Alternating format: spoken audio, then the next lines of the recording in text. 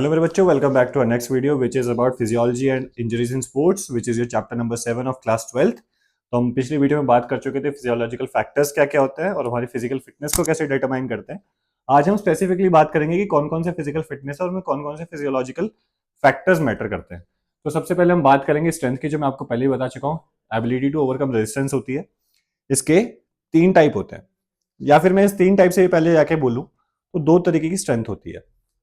एक तो होती है आपकी स्टैटिक स्ट्रेंथ और एक होती है डायनामिक स्ट्रेंथ। ठीक है, स्टैटिक स्ट्रेंथ वो होती है जिसमें मेरे को मूवमेंट ना दिखे, जिसको मैं आइसोमेट्रिक भी कह सकता हूं। आइसोमेट्रिक भी कह सकता हूं।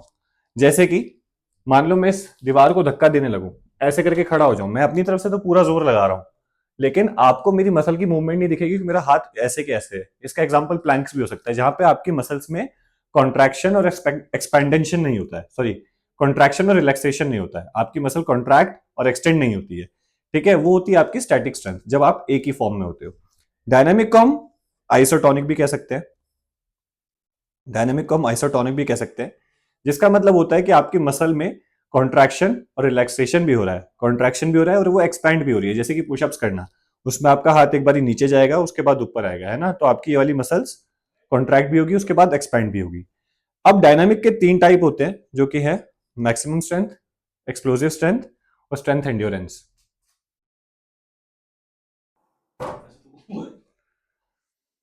स्ट्रेंथ के तीन टाइप भी होते हैं, मैक्सिमम स्ट्रेंथ, एक्सप्लोसिव स्ट्रेंथ और स्ट्रेंथ एंड्योरेंस। तो मैक्सिमम स्ट्रेंथ, आसान भाषा में आप ये मान लो, जब आप अपने शरीर का पूरा जोर लगा दे, वो मैक्सिमम स्ट्रेंथ कहलाती है।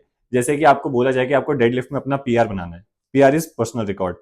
ठीक है, तो आप क्या करोगे, अपने शरीर की पूरी जान लगा दोगे इस एक मूवमेंट के लिए। आप ऐसा तो करोगे नहीं कि थोड़ी जान बचा लूं, बाद में भी कुछ करना है।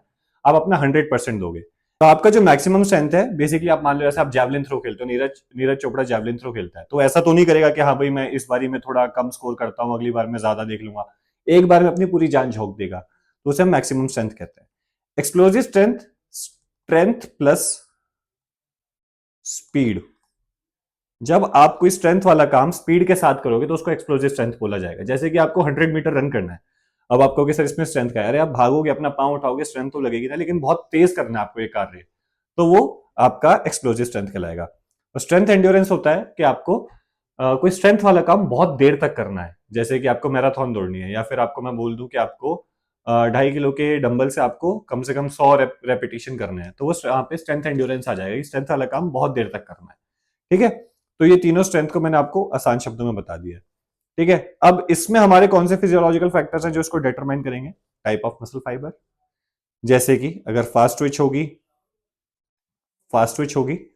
तो आपकी एक्सप्लोजिव स्ट्रेंथ अच्छी होगी, क्योंकि मसल आपका कॉन्ट्रैक्ट जल्दी होगा और एक्सपेंड जल्दी होगा, तो आप स्पीड वाला काम कर पाएंगे। वहीं अगर स्लो ट्विच होगी तो आपका स्ट्रेंथ एंड्योरेंस अच्छा होगा, क्योंकि आप क्या करेंगे, आपकी मसल ज्यादा देर तक काम कर पाएगी। फिर आपका साइज ऑफ मसल आ गया, आपकी मसल जितनी ज्यादा बड़ी होगी आपके अंदर उतना ही स्ट्रेंथ होगा, सिंपल सी बात है। मोटर यूनिट्स इन मसल आ गया, आपके मोटर यूनिट्स कितने मसल के अंदर मोटर यूनिट्स माने आपके जो नर्व से इंपल्सेस जाएंगे उस पर रिएक्ट भी तो करना है, तो जितने मोटर यूनिट्स होंगे उतने अच्छा आप रिएक्ट कर पाएंगे। तो ये हो गए आपके स्ट्रेंथ के फिजियोलॉजिकल फैक्टर्स जो इसको डिटरमाइन करते हैं।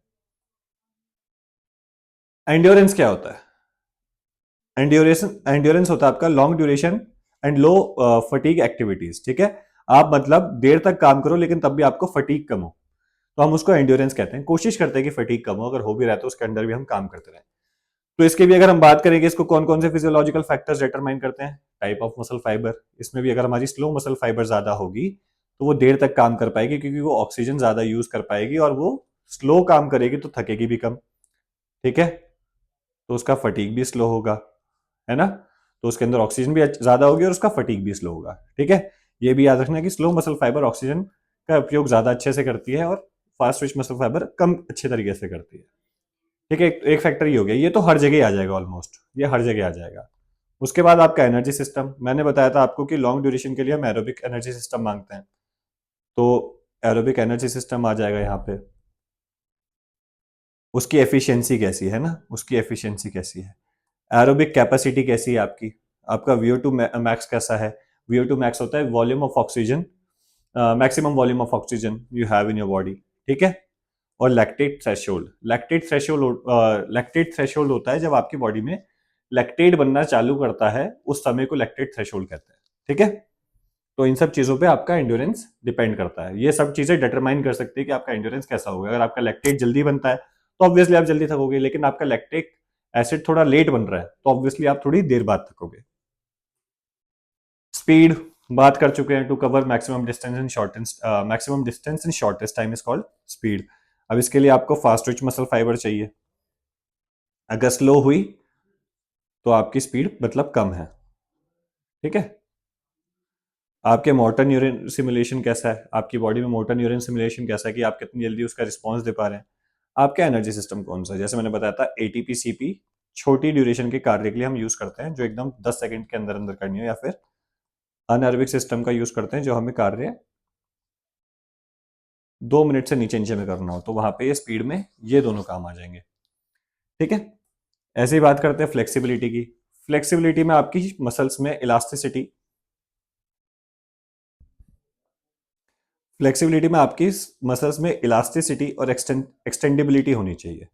ठीक है। इलास्टिसिटी और एक्सटेंडिबिलिटी में क्या फर्क है, अगर मैं अपनी मसल्स को ऐसे खोल दूं तो ये एक्सटेंड है, इसमें एक्सटेंड होने की क्षमता है। अभी वापस आने की बात नहीं है, अगर मैंने अपनी मसल्स को ऐसे खोला तो ये एक्सटेंड हुआ है, अभी ये कॉन्ट्रैक्ट हुआ है। लेकिन ऐसा तो नहीं है ना कि अगर मैंने इस चीज को फैला दिया तो वो ऐसे की ऐसी रह गई। जब मैं इसको वापस लाया तो वापस अपनी शेप में भी आ गई, इसको हम इलास्टिसिटी कहते हैं। जैसे कि अगर मेरे पास कोई रबर बैंड है, मैं उसको ऐसे खींचूंगा तो वो ऐसे ही रहेगा, लेकिन जब मैं उसे छोड़ दूंगा तो वापस अपनी शेप में आ जाएगा। लेकिन सेम काम अगर मैं क्ले के साथ करूं, मैं क्ले को ऐसे खींचूंगा, वो एक्सपेंड तो हो गई लेकिन वो अपनी शेप में वापस नहीं आ पाएगी, तो उसके अंदर इलास्टिसिटी नहीं है, उसके अंदर एक्सपेंडिबिलिटी है।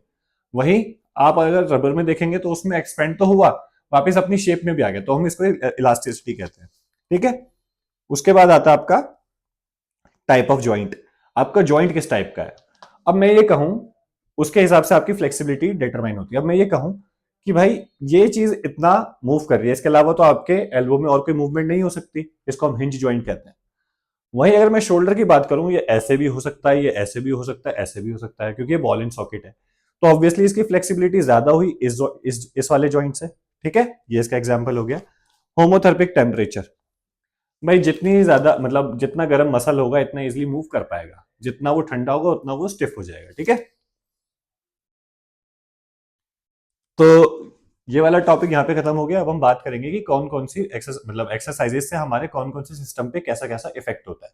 ये हम अगली वीडियो में बात करते हैं। अभी के लिए इतना ही। Thank you so much.